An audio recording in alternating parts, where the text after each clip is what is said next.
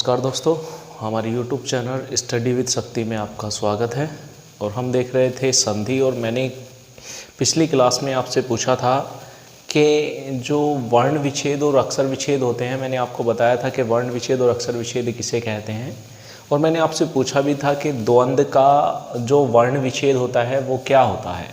तो किसी ने जवाब नहीं दिया, लेकिन मैं आपको बता देता हूँ कि द्वंद्व का वर्ण विच्छेद क्या होता है। ऐसा मान लीजिए एक हमारा लिखा होता है द्वारा। आपने देखा होगा द्वारा ऐसे भी लिखा हुआ आता है और ऐसे भी लिखा हुआ आता है, यानी दोनों तरीके से लिखा हुआ आता है। इसका मतलब मैं आपको इसलिए इसे बता रहा हूँ क्योंकि ये जो द्वय बना हुआ है ये आधा दय और वैसे बना हुआ है द्वय। तो उसी प्रकार यहाँ पर भी ये उसी से मिलकर बना होगा। तो यहाँ पर आधा दय है प्लस पूरा वह है, और हम वह को भी आधा करेंगे प्लस यहाँ से ए निकाल देंगे। फिर आधा न है तो हम आधा न करेंगे, फिर दय और वह को वैसे का वैसे ही तोड़ेंगे, यानी आधा दय प्लस पूरा वह, और वह को भी आधा करेंगे प्लस ए निकाल देंगे। यानी अर्थात हमें पता चला कि द्वंद्व में 7 वर्ण हैं और 2 अक्षर हैं।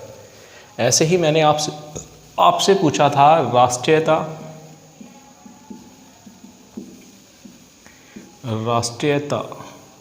राष्ट्रीयता में यहाँ पर रा है तो हम करेंगे आधा रे प्लस आ।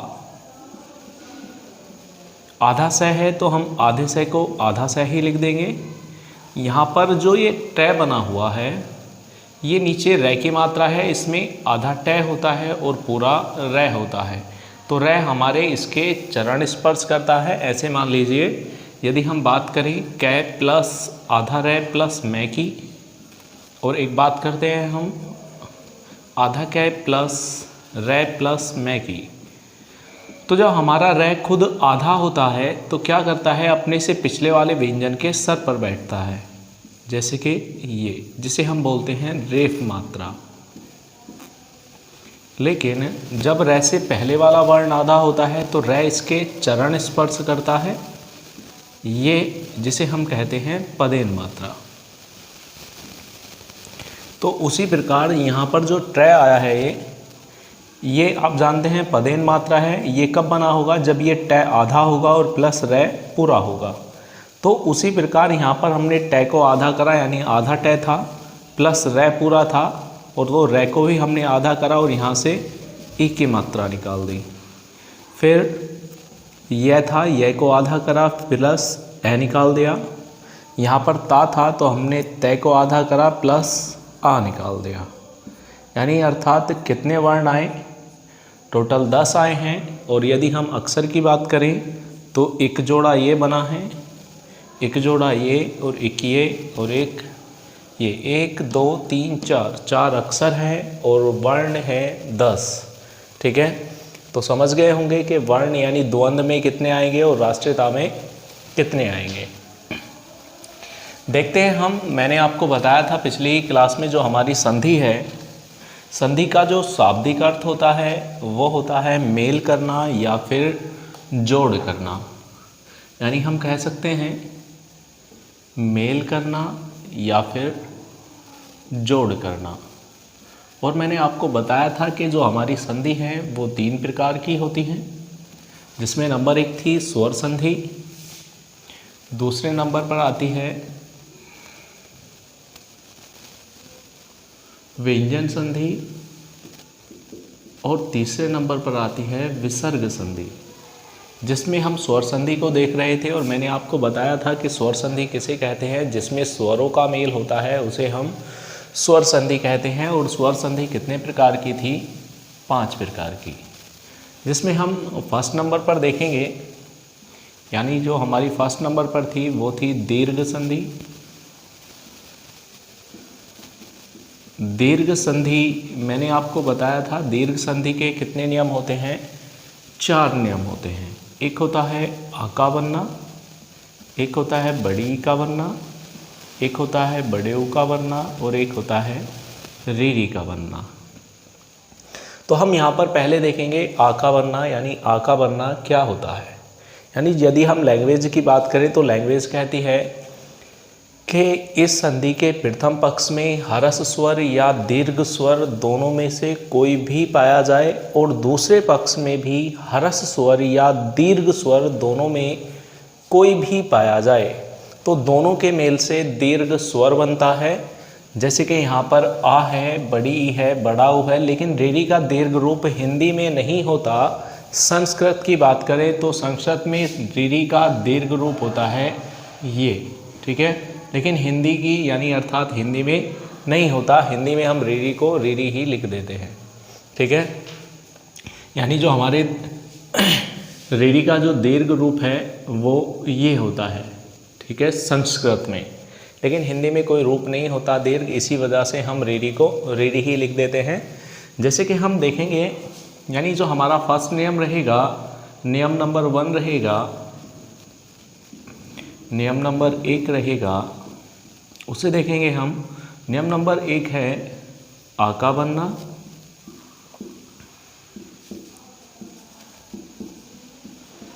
ये कैसे बनेगा?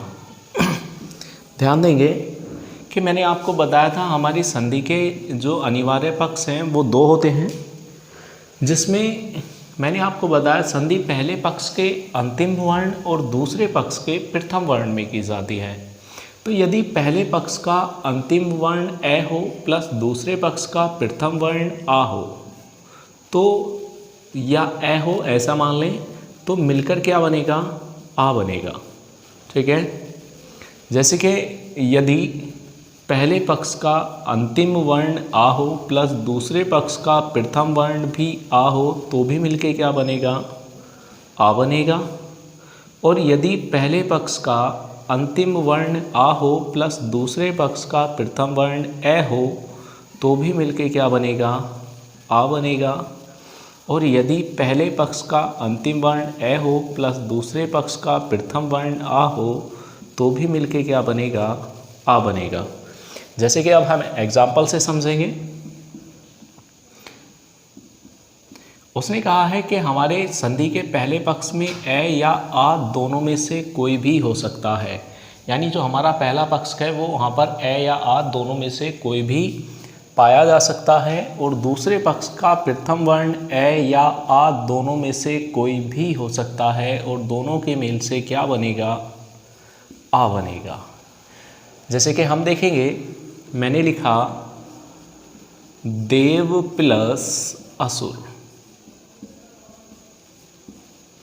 देव प्लस असुर।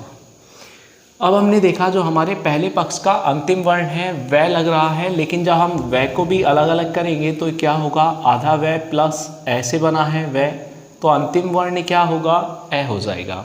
तो हमें पता चला पहले पक्ष का जो अंतिम वर्ण है वो क्या है? ए है, और दूसरे पक्ष का जो प्रथम वर्ण है वो भी क्या है? ए है। यानी अर्थात ए प्लस ए बराबर क्या बना होगा? आ बना होगा। क्या बना होगा? आ बना होगा। और आ का संकेत होता है इक्रदंडा, ठीक है। इधर से ए समाप्त हुआ, द ए और वह ऐसे का ऐसे ही रहेगा, तो हमने उतारा द ए और वह ऐसे का ऐसे ही रहा। यहाँ से ए समाप्त हुआ, यहाँ से भी ए समाप्त हुआ, मिलकर के क्या बना है? आ, और आ का संकेत होता है एक डंडा। इधर से ए समाप्त हो गया, बचा क्या? से, उ और रे, तो क्या हो जाएगा? देवासुर। जैसे कि और देखते हैं, हमने लिखा विद्या प्लस आल्य। हमने देखा पहले पक्ष का जो अंतिम वर्ण है वो क्या है? आ है, और दूसरे पक्ष का जो प्रथम वर्ण है वो भी क्या है? आ है। दोनों के मेल से, यानी आ प्लस आ के मेल से क्या बना होगा? बड़ा आ बना होगा। जैसे कि यहाँ से आ समाप्त हुआ, वह ई और ध ऐसे का ऐसे ही रहेगा, वह ई और ध ऐसे का ऐसे ही रहा। यहाँ से आ समाप्त हुआ, इधर से आ समाप्त हुआ, मिलकर के बना है आ, और आ यहाँ से समाप्त हो गया तो बचा क्या? ल और ये, तो क्या हो जाएगा? विद्यालय, ठीक है। बाकी तुम्हें करने हैं। जैसे कि सपोज कीजिए मैं आपसे कहूँगा तीसरे नंबर पर हमने कहा देव प्लस आल्य बराबर क्या होगा? ऑप्शन है, यदि ऑप्शन की बात करें हम तो पहला ऑप्शन बनेगा हमारा देवल्य, बी ऑप्शन बनेगा हमारा देवाल्य, सी ऑप्शन बनेगा देवाल्य और डी ऑप्शन बनेगा देविल्य। आपको बताना है कि इसमें कौन सा सही बनेगा, ठीक है। यानी ये ऑप्शन है हमारा देवल्य यानी देवाल्य और देवाल्य और देविल्य, ठीक है। बात करते हैं हम दूसरे नियम की। ये आपको बताना है कि कौन सा बनेगा, इनमें करेक्ट कौन सा आएगा। बात करते हैं हम ई के बनने की, तो ई पर देखते हैं हम कि यानी हमारा जो सेकंड नियम है ई का बनना, वो कैसे बनेगा।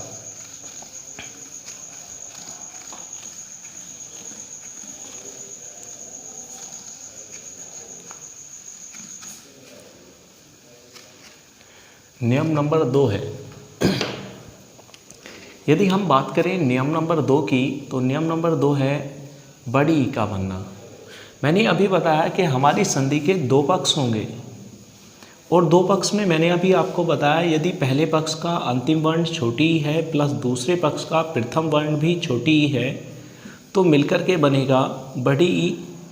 और यदि पहले पक्ष का अंतिम वर्ण बड़ी ई है प्लस दूसरे पक्ष का प्रथम वर्ण भी बड़ी ई है तो भी मिलके क्या बनेगा, बड़ी ई बनेगा।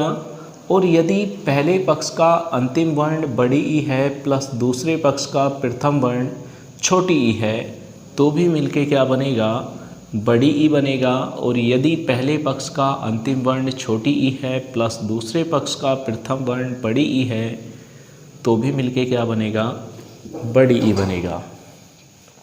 यदि हम बात कर दें कि कहने का मतलब ये है कि पहले पक्ष में छोटी ई या बड़ी ई दोनों में से कोई भी हो सकता है और दूसरे पक्ष का जो प्रथम वर्ण होगा वो भी छोटी ई या बड़ी ई दोनों में से कोई भी हो सकता है और दोनों के मेल से क्या बनेगा, बड़ी ई बनेगा, जिसका संकेत होता है ये वाली मात्रा। जैसे कि हम बात करते हैं, जैसे कि मैंने कहा कवि प्लस इंद्र। अब क्या है, हमने देखा पहले पक्ष का जो अंतिम वर्ण है क व ई, लास्ट में क्या बोल रहा है, ई बोल रहा है, इसलिए पहले पक्ष का जो अंतिम वर्ण होगा वो छोटी ई होगा और दूसरे पक्ष का जो प्रथम वर्ण है वो भी क्या है, छोटी ई है और दोनों के मेल से क्या बनेगा, बड़ी ई बनेगा। यानी अर्थात छोटी ई प्लस छोटी ई बराबर बड़ी ई बनेगा। यानी हम कह सकते हैं ये वाली मात्रा, तो यहाँ से छोटी ई समाप्त हुई, क और व ऐसे का ऐसे ही रहा तो हमने उतारा क और व। यहाँ से छोटी ई समाप्त, यहाँ से भी छोटी ई समाप्त, मिलकर के बनी है बड़ी ई। और यहाँ से छोटी ई समाप्त हुई तो बचा क्या, आधा न द और र, तो क्या हो जाएगा, कविंद्र हो जाएगा। ठीक है, बात करते हैं दूसरे पर। जैसे कि मान लीजिए मैंने लिखा रजनी प्लस ईस, रजनी प्लस ईस। अब क्या है, हमने देखा पहले पक्ष का अंतिम वर्ण बड़ी ई है प्लस दूसरे पक्ष का प्रथम वर्ण भी क्या है, बड़ी ई है और दोनों के मेल से क्या बना है, बड़ी ई ही बना है, यानी अर्थात ये वाला ही मात्रा। तो अब क्या है, यहाँ से बड़ी ई समाप्त हुई, र जय और न ऐसे का ऐसे ही रहा, हमने उतारा र जय और न। यहाँ से बड़ी ई समाप्त, यहाँ से भी बड़ी ई समाप्त, मिलकर के क्या बना है, बड़ी ई बना है। अब यहाँ से बड़ी ई समाप्त हुई तो क्या बचा है, स बचा है, क्या हो गया, रजनीश हो गया। ठीक है, जैसे कि एक एग्जांपल मैं आपको देता हूँ। ऐसा मान लीजिए मैंने कहा गिरी प्लस ईस। आपको बताना है गिरी प्लस ईस बराबर क्या होगा। यानी जो हमारा फर्स्ट ऑप्शन है वो है ग्रीस, बी ऑप्शन है ग्रीस, सी ऑप्शन है ग्रीस और डी ऑप्शन है हमारा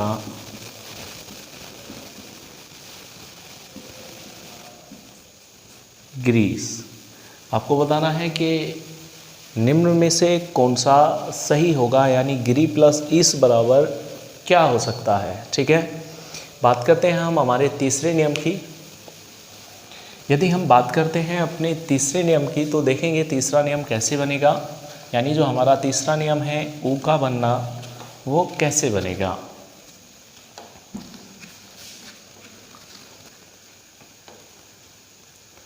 थर्ड नियम है हमारा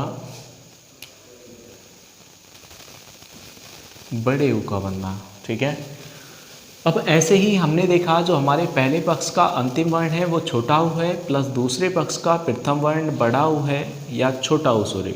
ठीक है, तो मिलकर के क्या बनेगा, बड़ा ऊ बनेगा।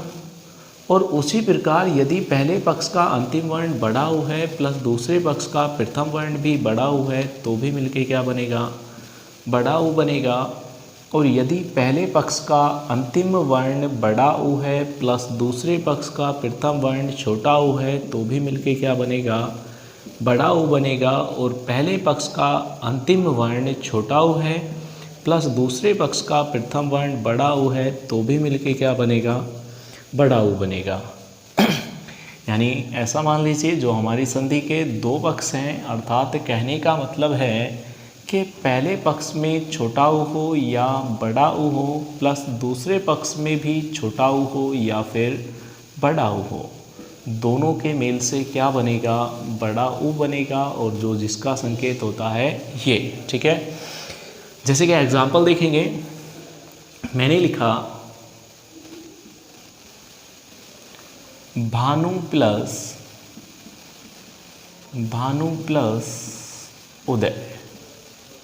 अब हमने देखा पहले पक्ष का जो अंतिम वर्ण है वो छोटा ऊ है और दूसरे पक्ष का प्रथम वर्ण भी छोटा ऊ है, दोनों के मेल से क्या बनेगा, छोटा ऊ प्लस छोटा ऊ बराबर बनेगा बड़ा ऊ। और बड़े ऊ का मैंने अभी संकेत बताया, ये वाली मात्रा, तो यहाँ से छोटा ऊ समाप्त, भय आ और न ऐसे का ऐसे ही रहा, तो हमने उतारा भय आ और न। यहाँ से छोटा ऊ समाप्त हुआ, यहाँ से भी छोटा ऊ मिलकर के बना है बड़ा ऊ, तो बड़े ऊ का संकेत लगाया और बचा क्या, द और य, तो क्या हो जाएगा, भानुदय। ठीक है, जैसे कि नेक्स्ट एग्जाम्पल देखते हैं। हमने लिखा वधु प्लस ऊर्मी, वधु प्लस ऊर्मी, यानी पहले पक्ष का जो अंतिम वर्ण है वो बड़ा ऊ है प्लस दूसरे पक्ष का प्रथम वर्ण भी बड़ा ऊ है और दोनों के मेल से क्या बना है, बड़ा ऊ ही बना है, यानी अर्थात ये वाली मात्रा। तो यहाँ से बड़ा ऊ समाप्त हुआ, हमने उतारा वै और ध, यहाँ से बड़ा ऊ समाप्त हुआ, इधर से भी बड़ा ऊ मिलकर के क्या बना है, बड़ा ऊ बना है।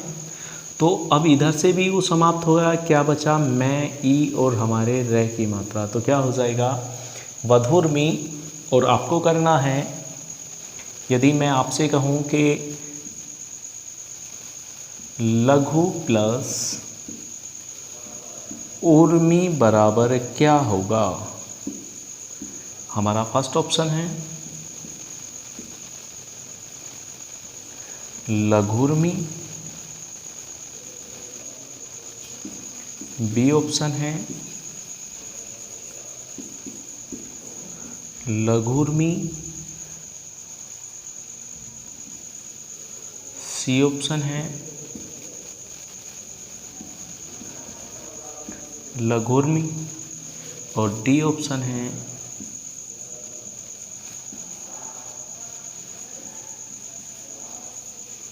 लघुर्मी। यानी अर्थात आपको बताना है कि इनमें से कौन सा सही है। ठीक है, बात करते हैं हम अपने लास्ट रूल की, यानी अर्थात लास्ट नियम की।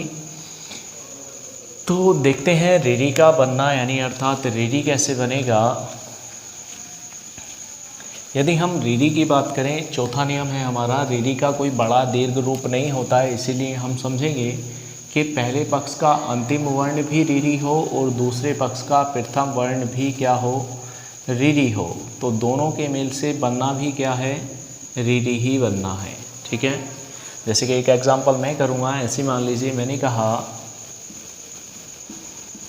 पितृ प्लस ऋण कह दिया, तो हमने देखा पहले पक्ष का जो अंतिम वर्ण है वो क्या है, रीरी है, और दूसरे पक्ष का प्रथम वर्ण भी क्या है, रीरी है। तो दोनों के मेल से बना भी क्या है, रीरी बना है, और रीरी का संकेत ये वाला होता है। ठीक है, नीचे जो लगाया जाता है, तो यहाँ से पै ई और तय ऐसे का ऐसे ही रहा, तो पै ई और तय ऐसे का ऐसे ही रहा। यहाँ से रीरी समाप्त और यहाँ से भी रीरी मिलकर के क्या बनी है, रीरी वाली मात्रा, और क्या बचा है, ऋण बचा है। तो क्या हो जाएगा, वितरण हो जाएगा। एक आपको करना है, जैसे कि सपोज कीजिए मैंने कहा मात्र प्लस ऋण, तो आपको बताना है इन दोनों के बराबर क्या होगा। पहला ऑप्शन है हमारा मात्र ऋण, बी ऑप्शन है हमारा मतरण, सी ऑप्शन है मतरण, और डी ऑप्शन है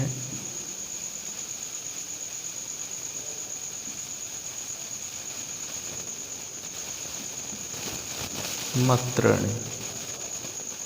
आपको बताना है निम्नलिखित में से कौन सा सही है। ये हमारी दीर्घ संधि, यहाँ पर हमने दीर्घ संधि के टोटल चारों के चारों नियम देख लिए हैं। इससे आगे हम अगली नेक्स्ट क्लास में देखेंगे अपनी गुण संधि, यानी गुण संधि के टोटल हम देखेंगे जितने भी नियम हैं उसके, और बेस्ट तरीके से समझेंगे। मैं उम्मीद करता हूँ आपको दीर्घ संधि समझ में आ गई होगी, और आपको जितने भी मैंने आपसे क्वेश्चन पूछे हैं आप उनका कमेंट सेक्शन में जवाब देना है कि कौन सा सही है, कौन सा गलत है, या कौन सा नहीं है। ठीक है, मिलते हैं नेक्स्ट क्लास में। जय हिंद।